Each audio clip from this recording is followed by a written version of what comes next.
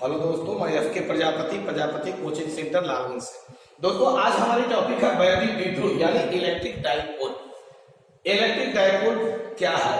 दरअसल वैद्युत द्विध्रुव आवेशों का एक निकाय होता है, आवेशों की एक व्यवस्था होती है, आवेशों का एक सिस्टम होता है। इसमें दो बराबर आवेश होते हैं और इनकी जो प्रकृति होती है वो अलग अलग होती है, यानी एक आवेश जितना प्लस में रहेगा उतना ही दूसरा आवेश माइनस में रहेगा। अगर यह एक दूसरे से अल्प दूरी पर स्थित होते हैं तभी यह व्यवस्था जो होती है वैद्युत द्विध्रुव कही जाती है, इलेक्ट्रिक डाइपोल कही जाती है। आवेशों का वह निकाय जिसमें दो बराबर और विपरीत आवेश एक दूसरे से अल्प दूरी पर स्थित होते हैं, उस व्यवस्था को, उस सिस्टम को हम वैद्युत द्विध्रुव कहते हैं, इलेक्ट्रिक डाइपोल कहते हैं।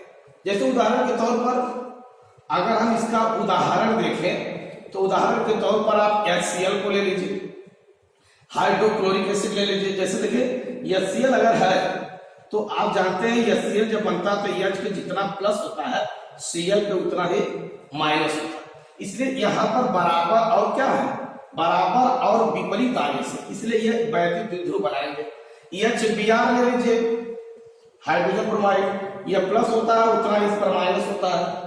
NaCl ले लीजिए, इसमें प्लस होता है Cl माइनस होता है, यानी आवेशों का वह निकाय जिसमें दो बराबर और विपरीत आवेश एक दूसरे से अल्प दूरी पर स्थित होते हैं, वह निकाय, वह व्यवस्था जो होती है वैद्युत द्विध्रुव कहलाती है।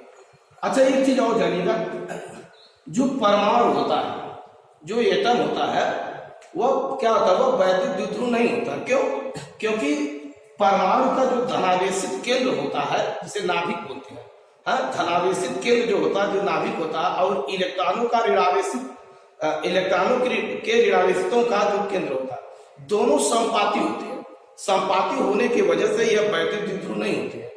लेकिन जब इसको हम किसी परमाणु को वैद्युत क्षेत्र में ले जाके जब रखते हैं तो क्या होता है, वैद्युत क्षेत्र में धन आवेश और ऋण आवेश पर विपरीत दिशाओं में फोर्स अप्लाई हो जाते हैं, बल लगना शुरू हो जाते हैं, विपरीत दिशाओं बल लगते हैं, जिसकी वजह से जो होता है इनके केंद्र संपाती नहीं हो पाते हैं और इनके बीच वैद्युत द्विध्रुव उत्पन्न हो जाते हैं।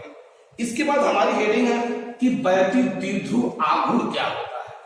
वैद्युत द्विध्रुव आघूर्ण, दूसरी हेडिंग हमारी है वैद्युत द्विध्रुव आघूर्ण क्या है, यानी इलेक्ट्रिकल डाइपोल मोमेंट।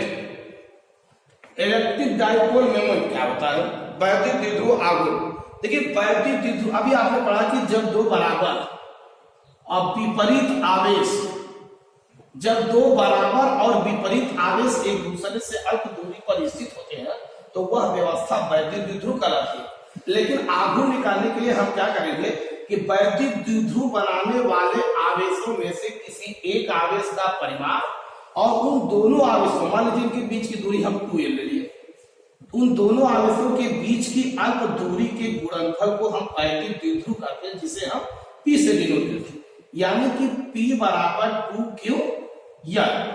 यानी एक बार फिर सुनिएगा, वैद्युत द्विध्रुव आघूर्ण एक बार फिर से समझते हैं कि जो जैसे हमने कहा कि वैद्युत द्विध्रुव का जो निर्माण होता है प्लस Q और माइनस Q से होता है, इनके बीच की दूरी अल्प जो हम लेते हैं वह 2l।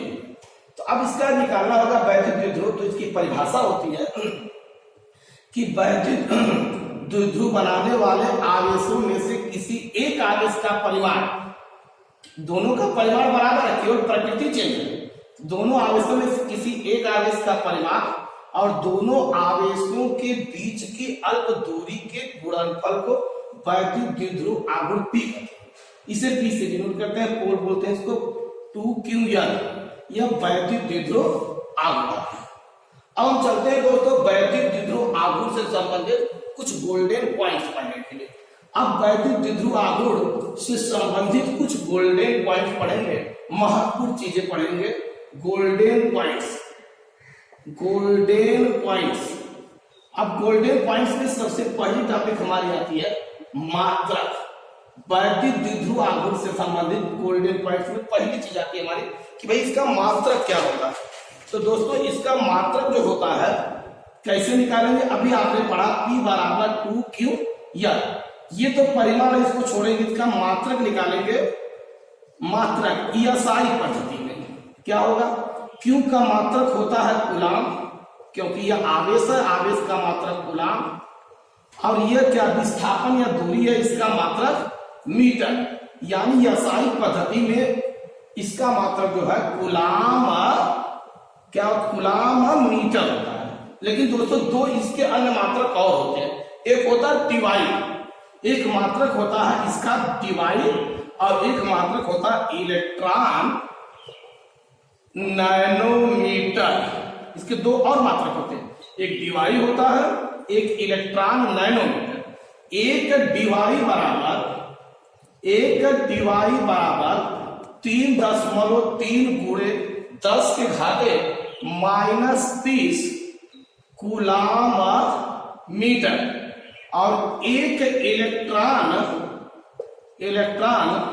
नैनोमीटर, इसको हम इलेक्ट्रॉन नैनोमीटर ENM से दिखाते हैं, बराबर 1.6 गुणे 10 के घाते -28 कूलाम मीटर होता है। ये देखिए इसका मात्रक, वैद्युत द्विध्रुव आघूर्ण का मात्रक क्या होता है दोस्तों? ESI पद्धति में इसका मात्रक कूलाम मीटर होता है, जबकि मैंने बताया कि दो इसके और मात्रक होते हैं, एक होता है डीवाई, दूसरा होता है इलेक्ट्रॉन नैनोमीटर। इलेक्ट्रॉन नैनोमीटर को ENM से भी दिखाते हैं, इलेक्ट्रॉन नैनोमीटर। अगर एक डीवाई का मान देखेंगे तो एक डीवाई बराबर 3.3 गुणे 10 के घाते 30 कूलाम मीटर, और एक इलेक्ट्रॉन नैनोमीटर बराबर 1.6 गुणे 10 के घाते 28 कूलाम मीटर। तो गोल्डन पॉइंट्स में अभी हमने पढ़ा इसका मात्रक। दूसरी पॉइंट आती है कि भाई इसकी बीमा क्या होगी। मात्रक पढ़ लिए, तो हमारा दूसरी गोल्डन पॉइंट का टॉपिक है मात्रक के बाद आता है बीमा, यानी डायमेंशन। इसका डायमेंशन बीमा क्या होता है? देखिए अभी आपने पढ़ा P बराबर 2Ql, तो अब अगर बीमा निकालेंगे तो ये तो अचर राशि की बीमा होगी नहीं, तो बीमा इसका P की बीमा बराबर QL की बीमा। देखो Q आवेश होता है, Q बराबर होता है ITL, तो I की बीमा A, T की बीमा T, L की बीमा L। अब इसको सीरियल से अगर हम लिखते, हाँ स्टैंडर्ड फॉर्म में ER T और A वरीयता क्रम में लिखेंगे तो यह ER T ये। अब तीसरा गोल्डन पॉइंट में हमारा आता है राशि, कि यह कौन सी राशि है। अच्छा है, सदिश राशि है कि अदिश राशि है। अब देखिए सदिश और अदिश, ये का मतलब ये जो है आपका सदिश राशि है। सदिश राशि का मतलब होता है कि ऐसी भौतिक राशि जिसको प्रदर्शित करने के लिए परिमाण के साथ दिशा की भी आवश्यकता होती है, ये वेक्टर क्वांटिटी। अच्छा इसको वेक्टर फॉर्म में अभी हमने पढ़ा P बराबर 2Ql। अगर हम इसे वेक्टर फॉर्म में लिखें तो P बराबर 2Ql, और ये वेक्टर फॉर्म इसका हो जाएगा, ये इसका वेक्टर फॉर्म हो जाएगा। चौथा तो भाई इसकी दिशा क्या होती है, डायरेक्शन, दिशा क्या होगी।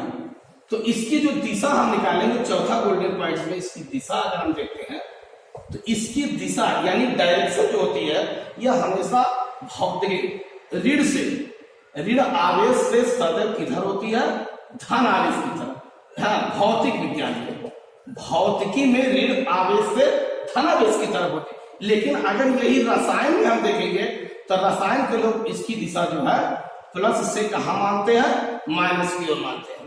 एक बार फिर से देखते हैं दोस्तों, मैंने कहा अगर हम वैद्युत द्विध्रुव आघूर्ण की दिशा चेक करें तो भौतिक विज्ञान में इसकी दिशा ऋणावेश से सदैव धनावेश की तरफ होती है, लेकिन वही रसायन विज्ञान में इसकी दिशा जो है धनावेश से ऋणावेश की तरफ बताई जाती है। तो ये था दोस्तों हमारी जो है वैद्युत द्विध्रुव आघूर्ण पर वीडियो। ठीक है, इसके बाद दूसरी वीडियो हम कल लेके आएंगे, तब तक गुड नाइट, अलविदा।